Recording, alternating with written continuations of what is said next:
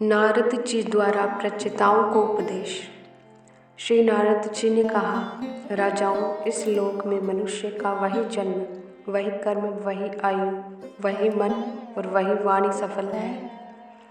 जिसके द्वारा सर्वात्मा सर्वेश्वर श्री हरि का सेवन किया जाता है। जिनके द्वारा अपने स्वरूप का साक्षात्कार करने वाले श्री हरि को प्राप्त किया जाए, उन माता पिता की पवित्रता से, यज्ञोपवीत संस्कार से एवं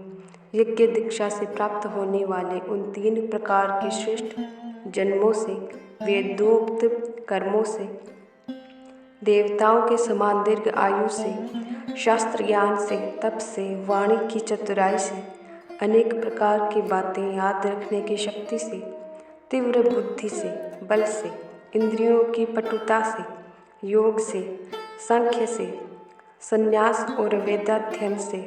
तथा व्रत वैराग्य आदि अन्य कल्याण साधनों से भी पुरुष का क्या लाभ है। वास्तव में समस्त कल्याणों की अवधि आत्मा ही है और आत्मज्ञान प्रदान करने वाले श्री हरि ही संपूर्ण प्राणियों की प्रिय आत्मा है।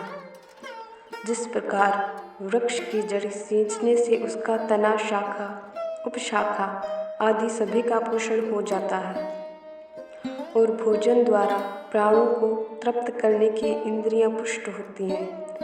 उसी प्रकार भगवान की पूजा ही सबकी पूजा है। जिस प्रकार वर्षा काल में जल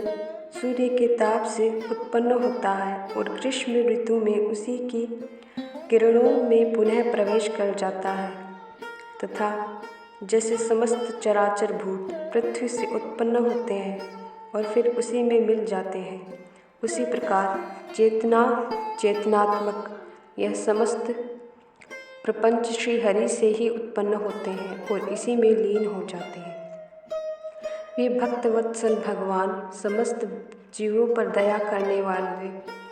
जो कुछ मिल जाए उसी में संतुष्ट रहने से तथा समस्त इंद्रियों को विषय से निवृत्त करके, शांत करके शीघ्र ही प्रसन्न हो जाते हैं। पुत्र पृषणा आदि सब प्रकार की वासनाओं से निकल जाने से जिसका अंतःकरण शुद्ध हो जाता है, उन संतों के हृदय से उनके निरंतर बढ़ते हुए चिंतन से खींचकर अविनाशी श्री हरि आ जाते हैं और अपनी भक्ति दीनता को चरितार्थ करते हुए हृदयकाश की भांति वहाँ से हटते नहीं। भगवान तो अपने को भगवान ही सर्वस्व मानने वाले निर्धन पुरुषों पर भी प्रेम करते हैं, क्योंकि वे परम रसज्ञ, उन अकिंचन की अनन्यश्रय अहेतु की भक्ति को कितना माधुर्य होता है, उसे प्रभु अपनी इच्छा जानते हैं। जो लोग अपने शास्त्र ज्ञान, धन और कुल के मद से उन्मत्त होकर ऐसे निष्किंचन साधुओं का तिरस्कार करते हैं, उन दुर्बुद्धियों की पूजा तो प्रभु स्वीकार करते ही नहीं। भगवान सच्चिदानंद से ही परिपूर्ण है। उन्हें निरंतर अपनी सेवा में रहने वाली लक्ष्मी जी तथा उनकी इच्छा करने वाले नरपति और देवताओं की कोई परवाह नहीं करते। इतने पर भी वे अपने भक्तों के अधीन ही रहते हैं। अहो, ये कैसे करुणा सागर श्री हरि को कोई भी कृतज्ञ पुरुष थोड़ी देर के लिए कैसे छोड़ सकता है।